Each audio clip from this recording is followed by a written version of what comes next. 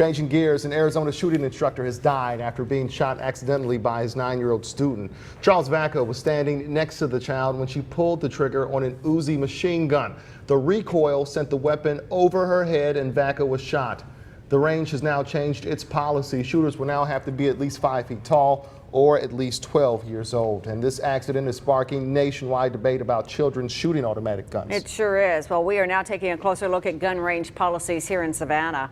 WJCL's Chelsea McDonald working for you. And Chelsea, what is the rule when it comes to children and gun ranges? Well, the Arizona range changed their policy similar to what Savannah's gun range, Mission Essential, already has in place. At the very least, you have to be 12 years old to step foot in the range, but instructors will use their judgment whether to allow a child to fire an automatic gun.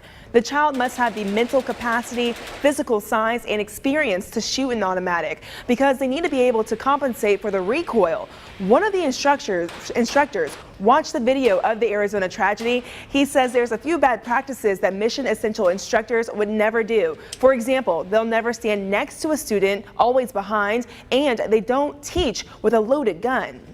There's a level of responsibility I think that you have to have, and automatic weapons have a tendency to, when you shoot them, they have a tendency to rise on you, and now you're asking a small child. Oftentimes, they'll have children just shoot a semi-automatic gun, but if a teenager rents an Uzi, an instructor will be inside the range with them, and they'll only do 5-round bursts, so it's easier to control the weapon. And the instructor will never teach next to a loaded weapon. Now, if you've never shot a gun before, they do have classes that you can take, Kevin and Jennifer. Yeah. All right, Chelsea McDonald in the studio. Thank you, ma'am.